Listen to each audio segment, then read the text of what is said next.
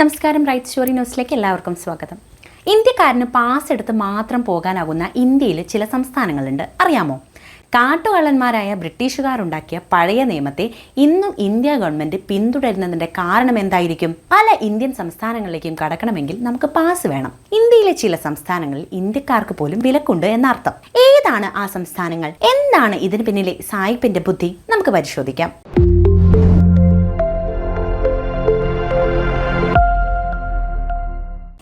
നമ്മുടെ രാജ്യമാണ്.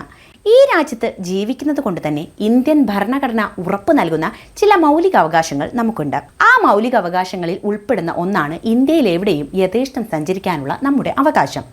എന്നാൽ ഇന്ത്യയിൽ ഇന്ത്യക്കാർക്ക് പാസ് എടുക്കേണ്ട ചില സ്ഥലങ്ങളുണ്ട്. കേൾക്കുമ്പോൾ കുറച്ച് വിചിത്രമായി തോന്നുമെങ്കിലും സംഭവം സത്യമാണ്. ചെറുതും വലുതുമായ 28 സംസ്ഥാനങ്ങളും 8 കേന്ദ്രഭരണ പ്രദേശങ്ങളും ഉൾപ്പെട്ടതാണ് നമ്മുടെ ഇന്ത്യ. എന്നാൽ ഈ സ്ഥലങ്ങളിൽ ചിലയിടങ്ങളിൽ സഞ്ചരിക്കുമ്പോൾ നമുക്ക് പാസ് ഉണ്ടെന്ന് ഉറപ്പാക്കണം. അതെ, ഇന്ത്യയിലെ 4 സംസ്ഥാനങ്ങളിലും ഒരു കേന്ദ്രഭരണ പ്രദേശത്തും പ്രവേശിക്കാൻ അവിടുത്തുകാരനല്ലാത്തവർക്ക് ഇന്ത്യൻ പൗരന്മാർക്ക് പ്രത്യേക അനുമതി സംഘടിപ്പിക്കേണ്ടതുണ്ട് എന്നതർത്ഥം. ഒരു തരം അറൈവൽ വിസ എന്നാണ് ഇത് അറിയപ്പെടുന്നത്. ഇന്നർ ലൈൻ പെർമിറ്റ് അഥവാ ILP എന്നാണ് ആ അനുമതി രേഖയ്ക്ക് പറയുന്നത്. വിദേശ രാജ്യങ്ങളുമായി അതിർത്തി പങ്കിടുന്ന നോർത്ത് ഈസ്റ്റ് ഭാഗത്തെ 4 സംസ്ഥാനങ്ങളെ പ്രത്യേകം സംരക്ഷിത മേഖലയായിട്ടാണ് ഇന്ത്യ ഗവൺമെന്റ് കാണുന്നത്. നാഗാലാൻഡ്, അരുണാചൽ പ്രദേശ്, മിസോറാം, സിക്കിം എന്നീ പ്രദേശങ്ങളിലേക്ക് പ്രവേശനം ലഭിക്കണമെങ്കിൽ അല്പമൊന്ന് വിയർക്കണമെന്ന് ചുരുക്കം. മറ്റ് സംസ്ഥാനങ്ങളിൽ നിന്നും ഈ സംസ്ഥാനങ്ങളിലേക്ക് എത്തുന്ന ഇന്ത്യൻ പൗരന്മാർക്ക് പോലും ഇഷ്ടമുള്ളതുപോലെ കയറി ചെല്ലാനാകുന്ന സ്ഥിതിയല്ല ഇവിടെയുള്ളത്. നമുക്ക് നിയമപരമായിട്ട് ചില കാര്യങ്ങൾ അവിടെ പൂർത്തിയാക്കേണ്ടതുണ്ട് എന്നർത്ഥം. 4 സംസ്ഥാനങ്ങൾ യഥേഷ്ടം കടന്നു ചെല്ലാനാവില്ല എന്നാണല്ലോ ഞാൻ പറഞ്ഞത്. മുൻകൂർ അനുമതി നേടിയേ അവിടെ പോകാനാവൂ എന്നത് മാത്രമല്ല, നിശ്ചിത ദിവസം മാത്രമേ അവിടെ തങ്ങാനാവൂ എന്ന നിയന്ത്രണവും ഇവിടെയുണ്ട്. ഈ ആവശ്യത്തിനായി ഈ സംരക്ഷിത പ്രദേശങ്ങളിലേക്ക് ഇതര സംസ്ഥാനങ്ങളിൽ നിന്നുള്ള ഇന്ത്യൻ പൗരന്മാർക്ക് പരിമിത കാലത്തേക്ക് മാത്രം യാത്ര ചെയ്യാൻ ഇന്ത്യ ഗവൺമെന്റ് അനുവദിക്കുന്ന ഔദ്യോഗിക യാത്രാ രേഖയാണ് ഇന്നർ ലൈൻ പെർമിറ്റ് അഥവാ ILP എന്ന് പറയുന്നത്. എന്താണ് ILP? എത്ര ദിവസത്തേക്കാണ് ഇത് ലഭിക്കുക? ഇതിന്റെ മറ്റെന്തെങ്കിലും പ്രത്യേകതകളുണ്ടോ എന്നൊക്കെ അറിയാൻ താല്പര്യമുണ്ടെങ്കിൽ വിശദമായിട്ട് തന്നെ പറഞ്ഞുതരാം. 15 ദിവസത്തേക്കാണ് സാധാരണ സഞ്ചാരത്തിനായി ILP പെർമിഷൻ നൽകുന്നത്. പ്രത്യേക ആവശ്യങ്ങൾ ബോധ്യപ്പെടുത്തിയാൽ 6 മാസത്തേക്കുള്ള അനുമതിയും ലഭിക്കും. അവ ചിലപ്പോൾ പുതുക്കേണ്ട ആവശ്യം വന്നാൽ പുതുക്കുകയും ചെയ്യണം. 2 കാര്യങ്ങളാണ് പ്രധാനമായും ഈ സഞ്ചാരപാത നിയന്ത്രണത്തിന് പിന്നിലുള്ളത്. ഇന്ത്യയുടെ അന്താരാഷ്ട്ര അതിർത്തിക്ക് അടുത്തുള്ള ചില പ്രദേശങ്ങൾക്കുള്ള സഞ്ചാരം നിയന്ത്രിക്കാനുള്ള സർക്കാരിന്റെ ശ്രമമാണ് ഒരു കാരണം. അതായത് ഇതെല്ലാം ബോർഡറുകളിലാണ് വരുന്നത്. രണ്ടാമത്തെ കാരണം ഈ പറഞ്ഞ സംസ്ഥാനങ്ങളിലെ ഗോത്ര ജനതയുടെ തനിമയും പാരമ്പര്യവും സംസ്കാരവും പൈതൃകവും ഒക്കെ കാത്തു സൂക്ഷിക്കേണ്ട ഉത്തരവാദിത്യം ഇന്ത്യൻ സർക്കാരിന് ഉള്ളതുകൊണ്ട് എന്നാണ്. ഈ ലക്ഷ്യത്തോടെയാണ് പലപ്പോഴും സഞ്ചാരികളെ ഇങ്ങോട്ട് വിലക്കുന്നത്. നമുക്കറിയാമല്ലോ, ഈ ഗോത്രവർഗ്ഗങ്ങളുടെ ഇടയിലൊക്കെ നമ്മൾ ആധുനിക മനുഷ്യർ എന്ന് അവകാശപ്പെടുന്ന ആളുകൾ ചെന്ന് പല പ്രശ്നങ്ങളും ഉണ്ടാക്കിയിട്ടുണ്ട്. അതൊക്കെ നമുക്ക് പലപ്പോഴും കേട്ട് പരിചയമുണ്ട്. എന്നാൽ അവരാണെങ്കിലോ അവരുടെ ഗോത്രവും അവരുടെ ജീവിത രീതിയുമായിട്ട് മുന്നോട്ട് പോകുന്ന ഒരു സമൂഹവുമാണ്. അവർ അപരിഷ്കൃതരാണെന്ന് പറഞ്ഞ് നമ്മൾ നാട്ടിലുള്ള ആളുകൾ കാട്ടിക്കൂട്ടുന്ന കാര്യങ്ങൾ ഞാൻ കൃത്യമായി എടുത്തു പറയേണ്ട കാര്യമില്ലല്ലോ. പല സംഭവങ്ങളും ഇവിടെ ഉണ്ടായിട്ടുണ്ട്. പല രീതിയിലും അവരെ ചൂഷണം ചെയ്യുന്ന കാര്യങ്ങളും ഉണ്ടായിട്ടുണ്ട്. അപ്പോൾ ഇത്തരത്തിലുള്ള ഒരു നിയമത്തിന് അങ്ങനെ ഒരു കാര്യം കൂടിയുണ്ട്.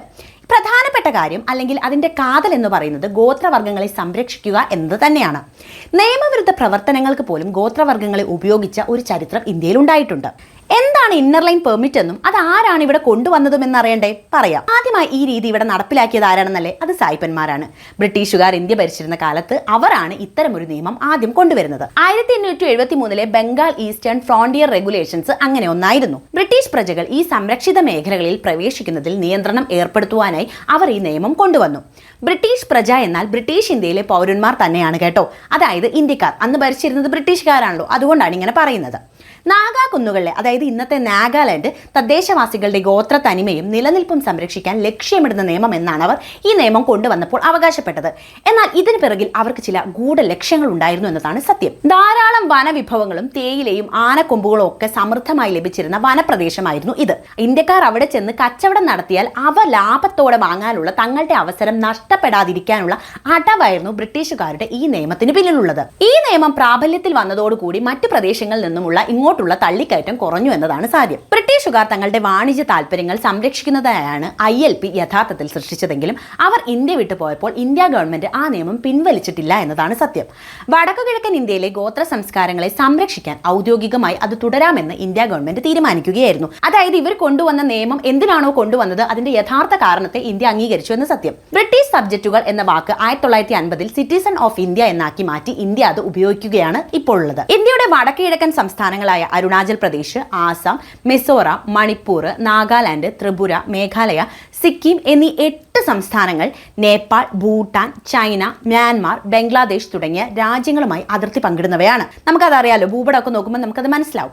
ഇന്ത്യൻ അതിർത്തിയിലേക്ക് കടന്നു കയറാൻ ഇതിൽ പല രാജ്യങ്ങളും ശ്രമിക്കുന്നതിനാൽ അവിടുത്തെ അതിർത്തി സംരക്ഷണം ഇന്ത്യക്ക് വലിയ തലവേദനയാണ്. അവിടുത്തെ ഗോത്രജനതയ്ക്കിടയിൽ വിഘടനവാദത്തിന്റെ വിത്തിടാനുള്ള ശ്രമങ്ങളും പലരും നടത്തുന്നുണ്ട്. അതിനൊക്കെ തടയിടാനുള്ള എളുപ്പവഴി ഈ നിയമം നടപ്പിലാക്കിക്കൊണ്ടിരിക്കുക എന്നത് തന്നെയാണ്. അവിടേക്ക് മറ്റാളുകൾ അങ്ങോട്ട് കടന്നു ചെല്ലുന്നത് കുറയ്ക്കാൻ ഈ നിയമം വഴി കഴിയും. മാത്രവുമല്ല, ഇന്നർ ലൈൻ പെർമിറ്റ് നിലനിർത്തുന്നതിലൂടെ അവിടേക്ക് ആരൊക്കെ കടന്നു ചെന്നു എന്നതിന്റെ വിശദാംശം ഗവൺമെന്റിന്റെ പക്കൽ ഉണ്ടാകുമെന്ന് ഒരു കാര്യം കൂടിയുണ്ട്. കാരണം ആര് വന്നു, എപ്പോൾ വന്നു, എത്ര ദിവസം വന്നു എന്നൊക്കെ കറക്റ്റ് രേഖകൾ ഗവൺമെന്റിന്റെ കൈവശം ഉണ്ടാകുമല്ലോ. രണ്ടാമത്തെ കാര്യം, ഈ മേഖലകളിലെ ഗോത്ര ജനതയ്ക്കിടയിൽ പരിഷ്കൃത ജനത കടന്നു ചെന്ന് അവരുടെ തനിമ നഷ്ടപ്പെടാനുള്ള സാധ്യതയെ തടയുക എന്നത് തന്നെയാണ്. സഞ്ചാരികൾക്ക് 15 ദിവസത്തിൽ കൂടുതൽ തങ്ങാൻ ഇവിടെ അനുവദിക്കുന്നില്ല എന്ന ഇന്നർ ലൈൻ പെർമിറ്റ് അതിനും തടയിടുന്നുണ്ട്. വിവിധ തരത്തിലുള്ള ILPകൾ ഇന്നുണ്ട്. ഒന്ന് വിനോദസഞ്ചാരികൾക്ക്, രണ്ടാമത്തേത് ദീർഘകാലത്തേക്ക് അവിടെ താമസിക്കാൻ ഉദ്ദേശിക്കുന്ന ആളുകൾക്കും പലപ്പോഴും തൊഴിലാവശ്യങ്ങൾക്കായി അവിടെ ചെല്ലുന്നവർക്കുമുള്ളതാണ്. ദീർഘകാല പെർമിറ്റ് അനുവദിക്കുന്നത് ഈ കൂട്ടർക്കാണ്. ഇനി ഇന്നർ ലൈൻ പെർമിറ്റ് വേണ്ടുന്ന ഇടങ്ങൾ വിശദമായിട്ട് പറയാം. ആദ്യത്തെ ഒന്ന് അരുണാചൽ പ്രദേശാണ്. ഇന്ത്യയും ചൈനയുമായി തർക്കം തുടരുന്ന അരുണാചൽ പ്രദേശ്. അരുണാചൽ പ്രദേശ് സ്വദേശികൾ ഒഴികെയുള്ള ഇന്ത്യക്കാർക്ക് അരുണാചൽ പ്രദേശിലെ ഏത് സ്ഥലത്തെയും പ്രവേശിക്കുന്നതിന് ഇന്നർ ലൈൻ പെർമിറ്റുകൾ അത്യാവശ്യമാണ്.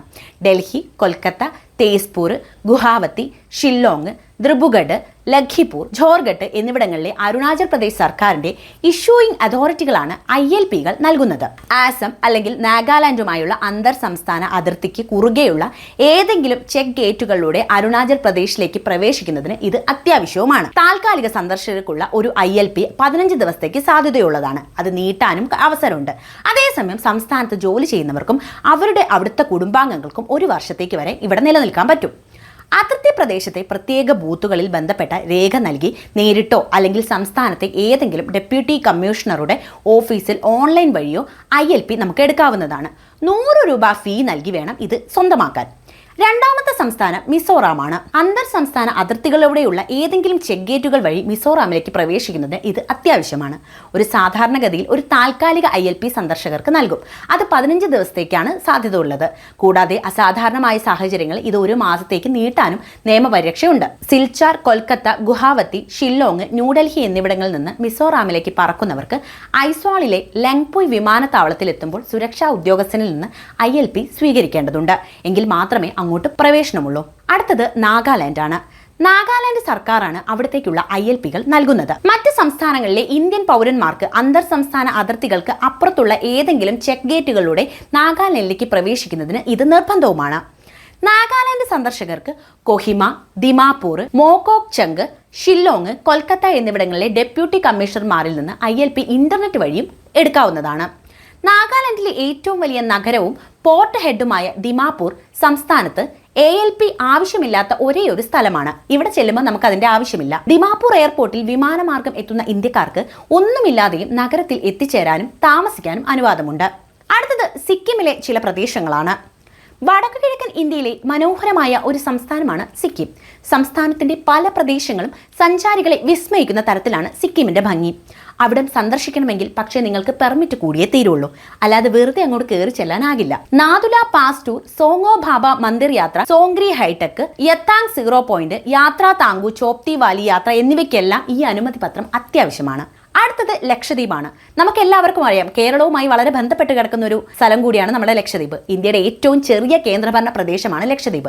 അസാധാരണമായ പ്രകൃതി സൗന്ദര്യമുള്ള ഒരിടം കൂടിയാണ് ലക്ഷദ്വീപ്. അവധിക്കാലങ്ങൾ ചെലവഴിക്കാൻ ഇത്രയും മനോഹരമായ സ്ഥലം വേറെ ഉണ്ടോ എന്നറിയില്ല. 35 ദ്വീപുകളാണ് ഇപ്പോൾ ഇവിടെയുള്ളത്. വൈവിധ്യമാർന്ന പക്ഷികളുടെയും മറ്റു ചെറിയ വന്യജീവികളുടെയും ആവാസ കേന്ദ്രം കൂടിയാണ് ലക്ഷദ്വീപ്. എന്നാൽ ഇന്ത്യയുടെ ഫെഡറൽ സിസ്റ്റത്തിന്റെ ഭാഗമാണെങ്കിൽ കൂടി മെയിൻലാൻഡിലെ ആളുകൾക്ക് ഈ ദ്വീപിലേക്ക് പോകുന്നതിന് ചില വിലക്കുകളുണ്ട്. ലക്ഷദ്വീപ് സന്ദർശിക്കാൻ വേണ്ടി എല്ലാ സന്ദർശകരും ഇന്ത്യൻ യൂണിയൻ ടെറിട്ടറിയിൽ നിന്ന് ഒരു പെർമിറ്റ് നേടിയിരിക്കണം. അല്ലെങ്കിൽ ദ്വീപവാസികളുടെ അതിഥിയായിട്ടേ അങ്ങോട്ട് ചെല്ലാനാകുള്ളൂ. ഇതൊക്കെയാണ് ആ സംസ്ഥാനങ്ങൾ. ഒന്ന് ആലോചിച്ച് നോക്കുക, എന്ത് രസകരമാണെന്ന്. നമ്മൾ ഇന്ത്യക്കാരാണ്, നമ്മൾ ഇന്ത്യയിലാണ് ജീവിക്കുന്നത്. പക്ഷേ ഇന്ത്യയിലെ ചില പ്രദേശങ്ങളിലേക്ക് കടന്നു ചെല്ലണമെങ്കിൽ, അവിടെ ഒരു 15 ദിവസം നിൽക്കണമെങ്കിൽ ഒരു പെർമിറ്റ് വേണം. അത് ഉണ്ടാക്കിയെടുത്തതോ ബ്രിട്ടീഷുകാർ അവരുടെ സ്വാർത്ഥ താല്പര്യങ്ങൾക്ക് വേണ്ടി ഉണ്ടാക്കിയ നിയമം ഇന്നും ഇന്ത്യ ഫോളോ ചെയ്യുന്നു. അതിന്റെ കാരണം അതിർത്തി പ്രദേശമായതുകൊണ്ടും ഗോത്ര വിഭാഗങ്ങളുടെ തനിമ നഷ്ടപ്പെടാതിരിക്കാനുമാണ്. ഇത്തരത്തിലുള്ള അറിവുമായി വീണ്ടും എത്താം. അപ്പോൾ നന്ദി.